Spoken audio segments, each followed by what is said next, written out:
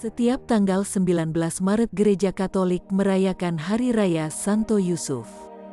Semua pengetahuan kita tentang Santo Yusuf, suami Santa Perawan Maria dan ayah piara Yesus, Putra Tuhan, bersumber pada dua bab pembukaan dari Injil Matius dan Lukas.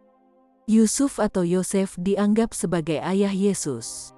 Karena Yusuf adalah turunan Raja Daud, maka Yesus juga dianggap sebagai keturunan Raja Daud.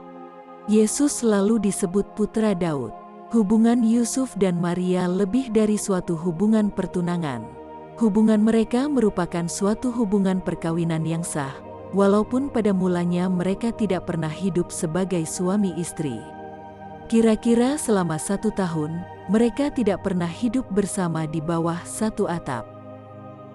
Ketika Maria mengandung secara ilahi oleh kuasa Roh Kudus, Yusuf bingung dan bermaksud meninggalkan Maria secara diam-diam. Namun Yusuf yang saleh itu tidak percaya akan godaan kebingungan dan kecurigaan terhadap Maria yang sedang hamil itu.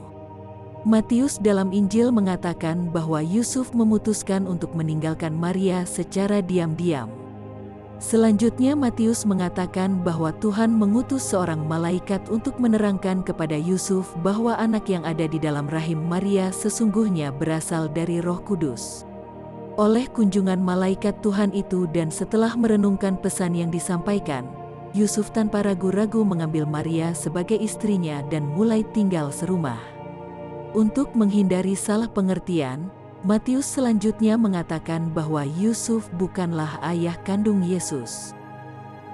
Matius berkata, ia tidak bersetubuh dengan dia sampai ia melahirkan anaknya laki-laki. Kata "sampai" yang digunakan Matius menunjukkan bahwa Yusuf tidak bersetubuh dengan Maria sebelum Maria melahirkan anaknya. Kata itu pun tidak berarti bahwa setelah Maria melahirkan Yesus, Yusuf bersetubuh dengan Maria. Kata-kata anaknya laki-laki, bahkan dikatakan anaknya yang sulung, juga tidak berarti bahwa Maria mempunyai beberapa anak. Istilah itu adalah suatu istilah yang lazim dan sah untuk menamai setiap anak laki-laki pertama yang lahir dari suatu perkawinan, meskipun anak itu tidak mempunyai saudara dan saudari. Pun Lukas dalam bab 2 Injilnya menyebut Yusuf dan Maria sebagai orang tua Yesus. Menurut Matius, Yusuf adalah seorang tukang kayu. Tentang riwayat hidupnya tidak banyak dikisahkan, tetapi diperkirakan Yusuf meninggal dunia sebelum Yesus tampil di depan umum untuk memulai karyanya. Karena ia tidak pernah disebut-sebut lagi selama kurun waktu penampilan Yesus itu. Devosi kepada Santo Yusuf tidak dikenal gereja selama berabad-abad. Dalam praktik sekarang, gereja menghormati Yusuf karena kekudusan dan martabat Maria sebagai Bunda Yesus, Putra Tuhan. Paus Pius ke-9, pada tanggal 8 Desember tahun 1870 menetapkan Yusuf sebagai pelindung gereja universal. Dalam litani, Santo Yusuf dilukiskan sebagai pelindung bagi para buruh atau karyawan, keluarga, para perawan, orang-orang sakit dan orang-orang yang telah meninggal dunia. Yusuf juga dihormati sebagai tokoh doa dan kehidupan rohani, pelindung para fakir miskin, para penguasa, bapak-bapak keluarga, imam-imam dan kaum religius serta pelindung para penziarah. Pada tahun 1937, Paus Pius ke-11 mengangkat Santo Yusuf sebagai pelindung pujangga gereja melawan komunisme ateistik.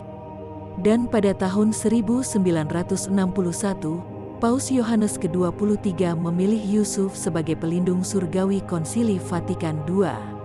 Nama Yusuf sendiri mulai dimasukkan dalam kanon misa pada tahun 1962.